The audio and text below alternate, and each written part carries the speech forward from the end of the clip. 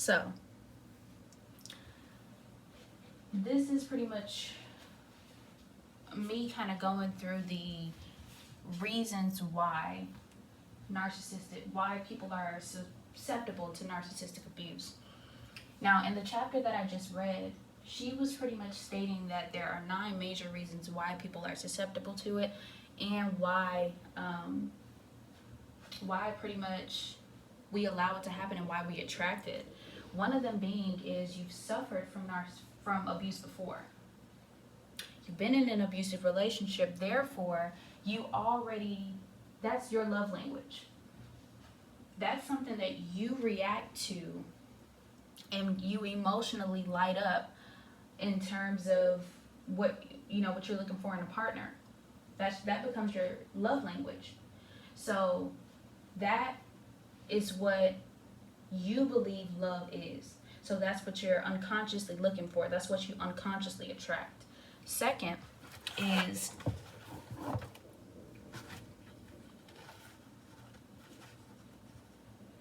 you find it difficult to speak up and stand up for yourself to create healthy boundaries. So in terms of setting boundaries, you really don't have any. I don't have any boundaries. So you're constantly opening yourself up to other people to come create those boundaries for you.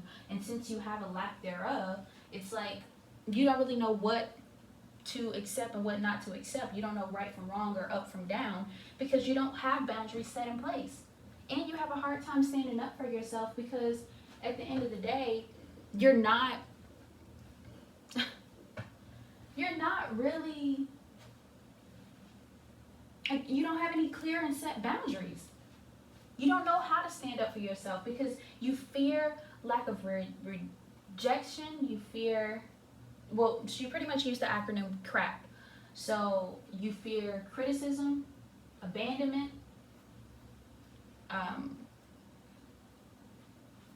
you also fear rejection, and you give your power away.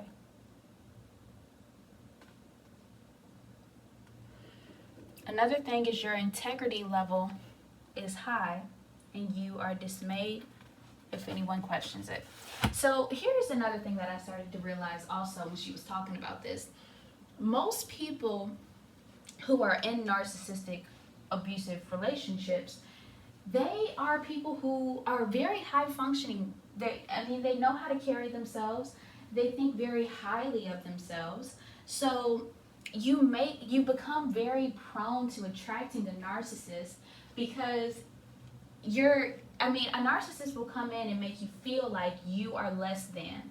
So with you being of high integrity of who you are, you're constantly trying to convince him or convince someone else that you are a good person. You're constantly trying to prove yourself to be a good person to someone who really doesn't even care. That's just their form of abuse to keep you stuck. The fourth one is you work hard to sustain a sense of security and clean up the mess made by other people that could threaten your security.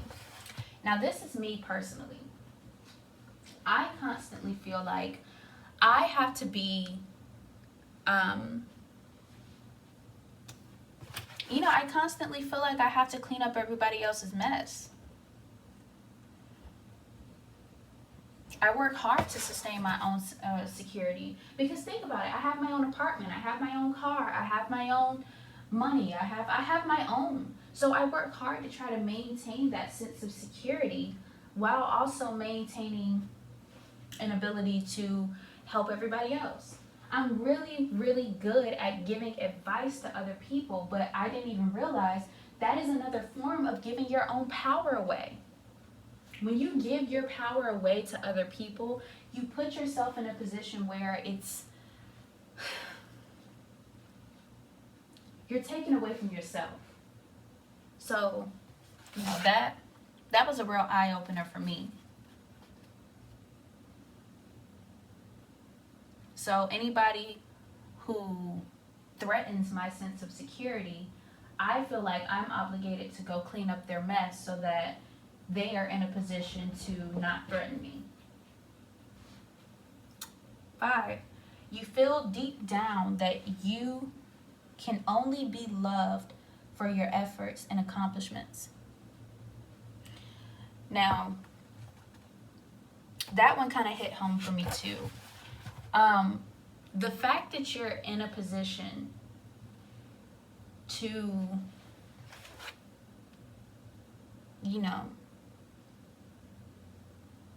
be and go after your dreams, it's always this false sense of accomplishment.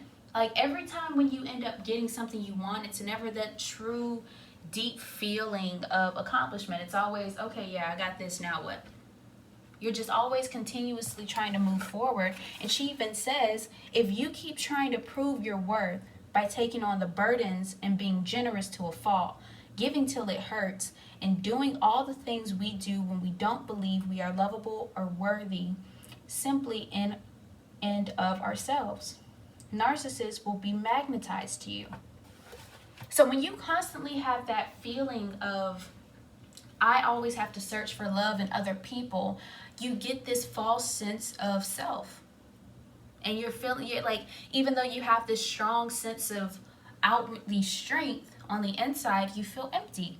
Because you get all of your source of love from an external force, which in return allows a narcissist to step in and feel like he's filling that void for you when he really isn't.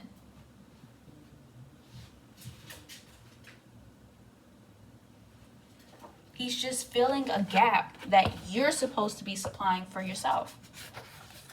So 6 is, you unconsciously feel others will only love you and care for you when you tend to their needs first.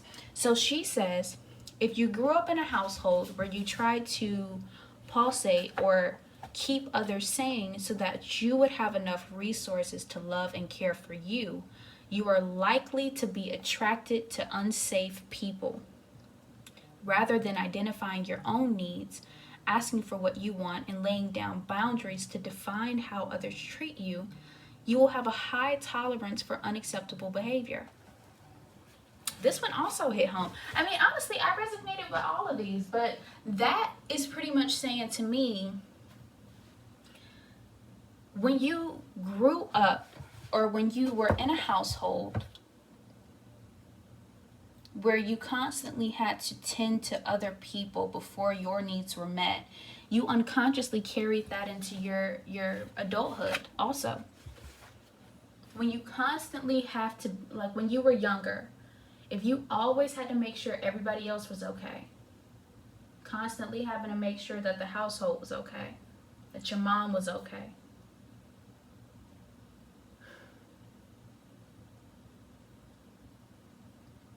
you put yourself in a position where that is your reaction to love. That's your reaction. You constantly feel like, I have to give something before I am able to thoroughly love. And that's not healthy. That's not what love is. At the core of what she's talking about in this chapter, she's just saying love should be an inwardly source. It should be something where you feel whole. It should be something where you feel like you can actually give to yourself. Otherwise, if you're continuously searching for a source outside of you, you will always feel empty. Needless to say, you will find someone, but that someone will be a narcissist. Now, 7 says, you are very hard on yourself and you are never happy with what you have achieved. You continuously feel anxious about what you haven't accomplished yet. She also says, she goes on to say, it is a total false premise that people will treat us how we treat them. The truth is that people treat us in the ways that reflect how we truly feel about ourselves. If you are your own terrible inner critic, then you will gravitate towards relationship with people who deem you as never good enough. Additionally, most of us won't stay in a relationship in a level of love that is below the level we hold for ourselves. So, with that being said, I've always said people are your mirrors. So if you constantly are attracting someone to you who isn't of loving of themselves, or someone who constantly feels like they have to tear other people down, or someone who just doesn't match what it is that you're looking for, you have to look inwardly. You have to understand people are your mirrors. You are what you attract. So when it comes to taking on that responsibility of your own happiness, your own source of light, you have to heal from the inside out. You can't allow someone else to come into your life and make you feel like, oh, well, someone else is going to come in and save me and make me feel this way. No one should have to come in and make you feel any kind of way. You should feel some kind of way about your own self and carry that throughout your life. 8 says, you have a tendency to fix and sort out other people's problems rather than examine and sort out your own uncomfortable emotions. Now, I'm very guilty of this one. I love giving other people advice. I do. Whenever someone has a problem, I seem to always have the right words to say. I seem to always have the right advice to give, and always seem to motivate people towards their goals. And I am that type of person. But what she says in this really kind of hit home for me. She says, you're willingly giving your power away. Instead of focusing on your own uncomfortable emotions, you constantly are seeking to find control in other people and telling them what they should do with their emotions and what they should do with their time, that you are unconsciously attracting people to you who are going to do the same thing. They're going to try to control your emotions, i.e., a narcissist.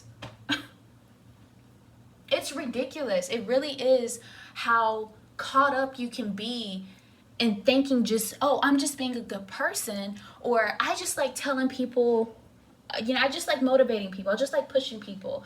But what it's really doing is giving yourself a clear mirror of how, you're trying to seek control by trying to control other people. She says, if we have never learned how to self-partner and self-soothe and heal our own emotional triggers, we will tend to look to the outside world for relief from our own uncomfortable feelings. Yet, if we try to control others in a bid to assure our own out-of-control emotions, we are in turn will become more vulnerable to being controlled. Now, that is a hard pill to swallow. The last one is, you see yourself as an empath and put other people's needs before your own, in the belief that is virtuous. She says, if we are an empath, i.e., we feel the energy of others intensely, and we try to assist others as a way to feel better about ourselves, we may pride ourselves on how we show concern for other people's needs and wishes and cater to them. However, if we are not capable of defining our own needs and wants, nor of asking those needs to be met healthily, we will receive back the care and love that we crave. We will not receive back the care and love that we crave. So just because you're an empath and you're able to, empathize with people, it just kind of ties back to what the whole chapter was about, right? Like, you cannot attract someone who is of higher wavelength of you, or someone who thinks higher of themselves. Like attracts like. You have to at least be in a position where you can love yourself properly before you are able to attract someone who loves themselves properly. especially when people hide behind the fact that they say, oh, I am an empath or I am empathetic. Just because you feel for someone so fiercely, that's good, but it's not an excuse for you to escape from your own emotions. She obviously stated it in the book. You have to be able to acknowledge your own feelings, acknowledge your own boundaries.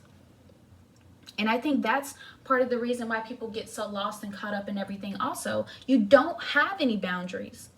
That was my problem. I did not have any clear set boundaries. So I would allow people to come in and say and do whatever it is that they wanted to say and do because I didn't have a stop sign. I didn't have any place where I could safely say, no, enough is enough, because of fear of rejection, because of fear of abandonment. So within knowing those 9 things that make you susceptible to attracting a narcissist, you have to start the inwardly process of healing. So that chapter I just wanted to really touch on because it was one of the most important things of self-discovery through this process. You have to learn how to heal what it is that is inside of you so that you can attract better on the outside. So I am going to actually go through this entire journey with you guys, and I hope that this is something that you'd be interested in learning more about also. If so, make sure that you're subscribed to that YouTube channel. Make sure that you are also going to my website that is now officially up and running, and I look forward to seeing you guys later on this week.